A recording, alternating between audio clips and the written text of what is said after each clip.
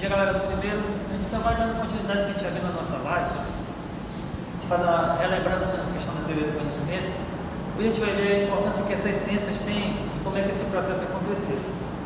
Porque nós vimos lá uma coisa que foi colocada, se todo saber remete a poder. Será que todo aquele indivíduo que sabe e detém desse poder, se ele tem conhecimento, seja no campo científico, seja qual forma de conhecimento ele tem, isso garante a ele poder? Então a gente percebe que até anteriormente, antes desse processo, antes do renascimento acontecer, nós tínhamos a figura da igreja, tá? Tínhamos a figura teocêntrica onde Deus, a igreja, determinava toda a questão do campo científico e do conhecimento. A partir do momento que o homem passou a ser o centro, tá? No renascimento, essas coisas começam a mudar. Então a conotação desse olhar em relação à questão científica, ela muda, porque você tem mais uma conexão com o sagrado, com a questão religiosa, você começa a olhar para o indivíduo homem, e esse indivíduo dotado de conhecimento que pode, a partir daí, lançar alguns questionamentos acerca daquilo que ele vê como realidade, tá? Então, dentro do renascimento cultural, nós temos o grande nascimento das ciências que nós conhecemos hoje. A partir daí, o homem passou essa preocupação, o indivíduo começou a olhar para ele, a partir desse processo se desenvolve e a ciência surge que nós conhecemos hoje. Então, até antes, como eu falava, a nossa igreja tinha o conhecimento praticamente de tudo. Qualquer dúvida acerca de qualquer coisa que acontecesse na realidade, a igreja dizia que era desse jeito ou dessa forma. E dentro do renascimento, a gente pode dizer que foi o momento da libertação em que o homem se desvincula, tá? Da questão da igreja. Ele começa, a partir desse processo, a desenvolver ele próprio conhecimento, através de seus próprios questionamentos. Ele não tem mais alguém que diz para ele que aquela determinada coisa tem que ser desse jeito, tem que ser dessa forma, não. A partir daí, esse indivíduo homem, se desvinculando do sagrado da igreja, ele começa, a partir daí, a solucionar seus problemas. Então, a ciência, qual é o objetivo que ela tem? É explicar a natureza, ou seja, como é que se dá esse processo, como é que se desenvolve. Você está falando, dentro da linguagem filosófica, nós tínhamos o que lá no início, nós tínhamos o mito, que respondia acerca da natureza. Depois nós tivemos um período em que tiveram alguns pensadores, que nós chamamos de pré-socráticos, e começaram a olhar para a natureza e buscar a partir daí a origem. A partir de Sócrates, né, em que o homem começa a ser esse único indivíduo que pode responder acerca de vários questionamentos acerca da sua realidade. Então a ciência, além de explicar essa natureza, e ela tem uma coisa interessante, que é esse lado particular, onde ela estuda o objeto. Então vamos imaginar, hoje nós temos uma experiência de uma determinada doença, então a ciência se debruça sobre esse objeto, que é esse vírus, ele começa a estudar, começa a pesquisar, e a partir daí ele começa a encontrar mecanismos e formas de solucionar esse problema. Hoje nós chamamos de vacinas, mas tem outros segmentos em que a ciência se debruça e a partir daí ela começa a estudar. Se nós imaginarmos, até antes nós tínhamos a igreja, tá? Antes do renascimento, a igreja praticamente dizia como é que as coisas aconteciam, como era o princípio da origem. Tanto que eles diziam aquela questão do criacionismo. Depois, o evolucionismo nada mais é do que a ciência explicando, o início, o processo da natureza que nós conhecemos hoje. Então, nesse processo, a ciência se voltou de forma particular e começou a estudar esse processo da evolução que nós chamamos de origem de mundo. E a ciência tem uma conotação também de geral. O conhecimento que ela produz é lançado, aí é feito que nós temos aquela questão de testes, de avaliações, de observações, e a partir dela vai gerando conceitos. E é lançado e a ciência começa a provar que determinada situação pode acontecer dessa forma. Então a gente percebe que a ciência ela pode ser tanto particular quanto geral, e esse processo daí acontece constantemente. Enquanto no primeiro momento que ela é particular, que ela vai estudar determinado objeto, pode ser uma doença, pode ser um questionamento, e ela é geral, porque ela produz conhecimento depois desse estudo do objeto. Ela não fica parada, ela diz determinada coisa. Se você pensar hoje no evolucionismo, você pode pensar na questão darwinista, pode ser o Big Bang. Então a ciência olha para aquilo dali e começa a tirar conceitos a partir daí, e o indivíduo começa a desenvolver esse processo. Então ela vai justificando através do estudo do seu objeto e ela começa a produzir conhecimento. Então muitas coisas que a gente conhece hoje no campo científico foi graças ao quê? A ciência olhando para a natureza, estudando o objeto e gerou o conhecimento produzido. Então a ciência faz esse processo contínuo, ela não para, não é uma coisa que está estagnada. A ciência todo tempo está estudando, está buscando formas de entender a realidade, mas através de muito estudo, muita pesquisa, muita observação e grandes avaliações constantes, até chegar em determinado ponto que é isso. Ela vai ser dessa forma, vai ser desse jeito, mas ela olha para a natureza, através da questão particular, ela estuda esse objeto que ela vê na natureza, e quando chega no geral, esse conhecimento é produzido, que nós temos hoje. Então ela trata de fenômenos que se repetem na natureza, que nós chamamos de leis. Então tudo aquilo na natureza se repetindo. Então, como diz aquela máxima, na natureza nada se cria, tudo se transforma. Então a natureza ao longo do tempo ela vai passando esse processo de transformação, e isso é constante, é diário, não é uma coisa que está ali pronta, vai ser desse jeito. É só te observar na questão climática hoje no mundo. Se você vê, se você falar de aquecimento global, de lá na tarde as geleiras estão caindo, esses grandes problemas acontecendo na natureza, e a ciência tem esse papel de interpretar, de entender quais são as motivações que levaram a temperatura da Terra a elevar, porque existe determinado tipo de regiões em que há uma grande quantidade de água, depois em regiões muito seca, porque tem região no Brasil, por exemplo, no Brasil, onde o volume de chuva é grande, outra quase o volume de chuva não existe. Então a ciência também nós chamamos de meteorologia, ela vai entender esses fenômenos acontecendo, a geografia, a geologia. Então essas ciências, partindo do princípio de olhar para a natureza, estudando o seu objeto, e conhecimentos passa a ser produzido. Então a gente observa na geologia, na biologia, na matemática, na física, na química. Esses estão aí para estudar, olhar para a natureza e a partir daí tirar os seus conceitos que são apresentados, mas não esquecendo que toda vez que se faz esse processo de explicar a natureza através da ciência, em particular, que ela estuda um objeto, ela passa a gerar o conhecimento produzido, isso se dá de forma contínua, não termina. Então a gente percebe a grande importância que tem as ciências hoje no cotidiano da vida humana, e quando esse processo vai se desenvolvendo ao longo do tempo. Isso é importante a gente começar a observar, a ter esse olhar criterioso acerca da ciência.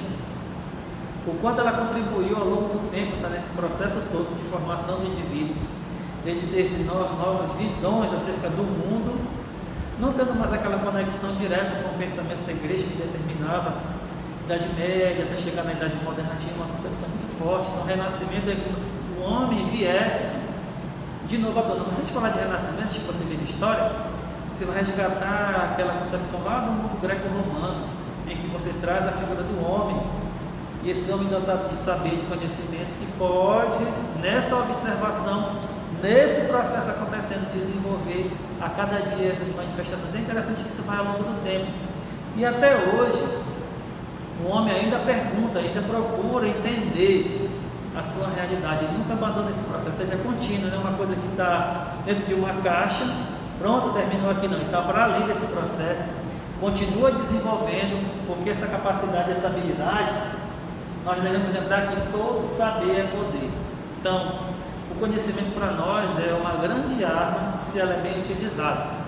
Infelizmente, algumas pessoas utilizam o saber de forma errônea e a gente vê resultados. As guerras que nós vemos por aí, desde a Primeira Guerra, a Segunda Guerra, nada mais é do que da forma que esse poder foi utilizado de forma errônea, onde você utilizou essa sabedoria para oprimir e para destruir muitas pessoas. Porque era assim, imaginemos se não existisse a Primeira e Segunda Guerra, nós não tínhamos tantas pessoas mortas, porque infelizmente na guerra não tem nem vencidos nem vencedores, porque ambos lados perdem, de qualquer lado acaba se perdendo alguma coisa. No caso da Segunda Guerra, que nós tivemos aqui a concepção de uma ideologia ou de uma ideia em que alguém se achava superior e a gente viu as consequências. Mas se não tivesse pensado dessa forma, ia ser de uma forma igualitária, em que todos podem caminhar no mesmo processo, independente da questão econômica, da questão científica, mas estão no mesmo nível, dificilmente muitas pessoas teriam morrido. Mas a forma como esse poder é utilizado, infelizmente, tem suas consequências. E está aí o resultado. As guerras nada mais é do que dizer que o homem, utilizando tanto conhecimento, a ciência de uma forma errônea, ela tem um impacto direto numa coisa chamada vida humana. Porque na Primeira e Segunda Guerra, a humanidade toda perdeu. Existe uma máxima que diz que quando você salva uma vida, você está salvando o mundo todo. E quando você perde uma vida, você está perdendo o mundo todo. Porque a concepção do ser humano é para todos, independente se é afro, se é indígena, se é oriental, não importa. Aí o que está é a vida humana.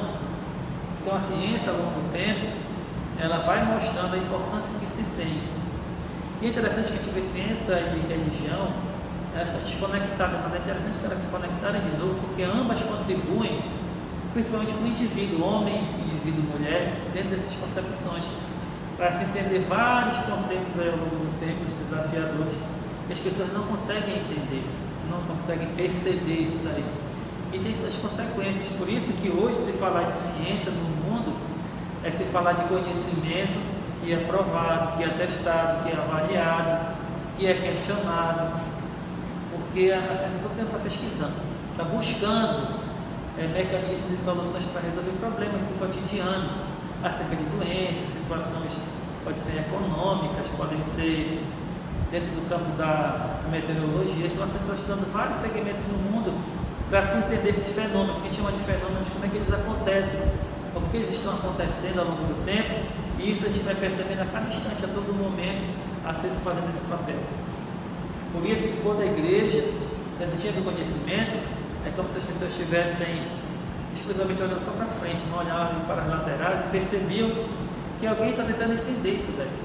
Então o renascimento surge, e muito melhor quando o iluminismo está aí, em que a razão passa a ser hegemônica, então onde essa ligação entre ciência e religião é automaticamente muito separada, se luta para se entender esse processo, mas com o iluminismo a razão se sobrepõe, a religião é tirada do seu pedestal, é colocada para segundo plano, e o homem racional começa a apresentar conceitos e verdades que ele imagina que são realidade, mas essa briga ainda é contínua, tanto que filosofia, nesse caso fé e razão, existe embate entre as duas, porque no início elas caminhavam lado a lado.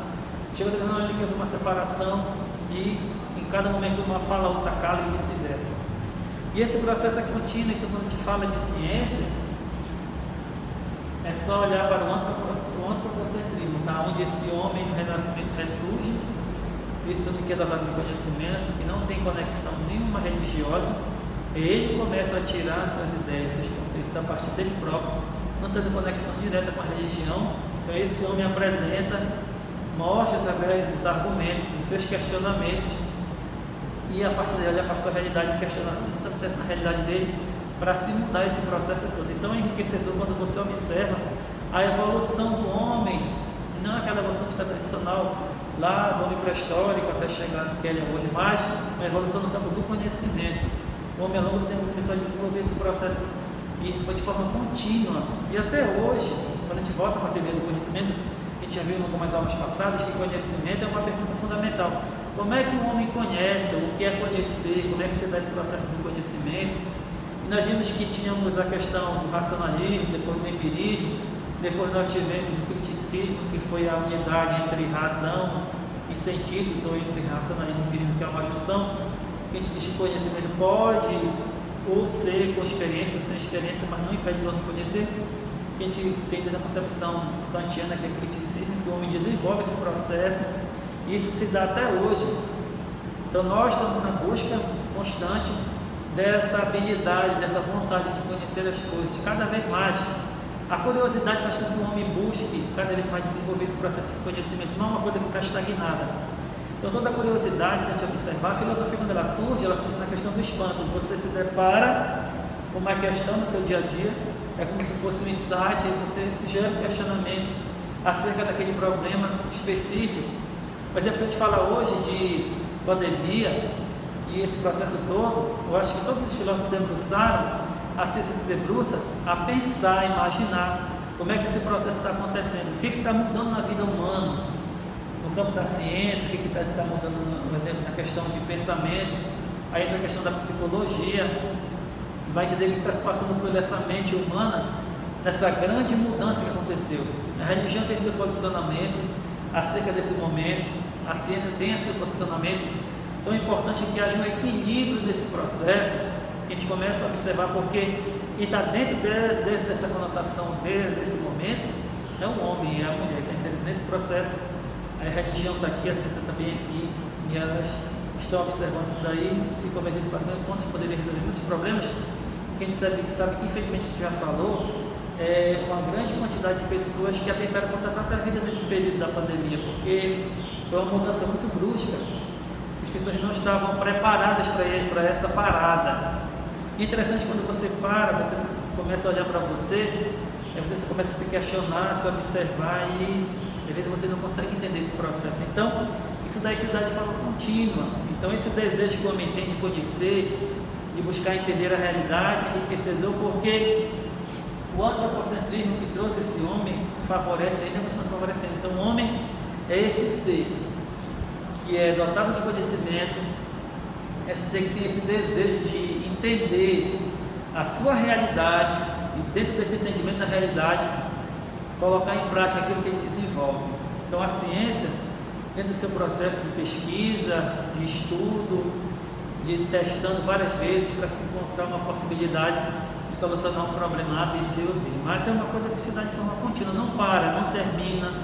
A ciência continua aí observando, olhando as coisas, e a filosofia está ali acompanhando, a religião também está próxima, mas o importante é que a gente continue nesse desejo contínuo de cada vez mais buscar entender a realidade, e cada vez mais entender o que é conhecimento, e esse processo vai se dando ao longo do tempo, se desenvolvendo, e aí nós temos só nos enriquecer. Por isso que falar de ciência hoje é falar de saber.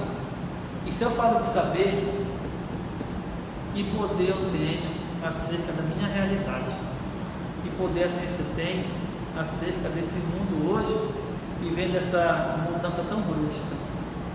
Como a gente já falou, se alguém descobrir a cura para esse vírus, quantas pessoas vão investir e buscar esse elemento de cura em relação a esse vírus? Então tem um lado que vai sair ganhando, outro vai sair perdendo. Se a gente pensar na linguagem capitalista, temos ricos e pobres. Quem é que vai ser favorecido quando se encontrar a cura para esse vírus do Covid? Quem é que vai ser beneficiado primeiro? É o pobre ou é o rico? Quem é que vai estar sendo favorecido aí? Porque a gente sabe que vai ter um poder aquisitivo para você comprar a vacina. Quando ela acontecer esse dia, esse plano pode ser amanhã, pode ser depois, não importa, mas vai existir, e isso vai levar para que as pessoas de alguma forma se esforcem, lutem e consigam esse processo. É desafiador, é questionador, mas o importante é que a gente continue dentro desse processo e entenda. Então, nunca esquecendo até que ponto o meu saber me faz ter poder sobre as pessoas. Valeu, galera do primeiro, bons estudos e até a próxima.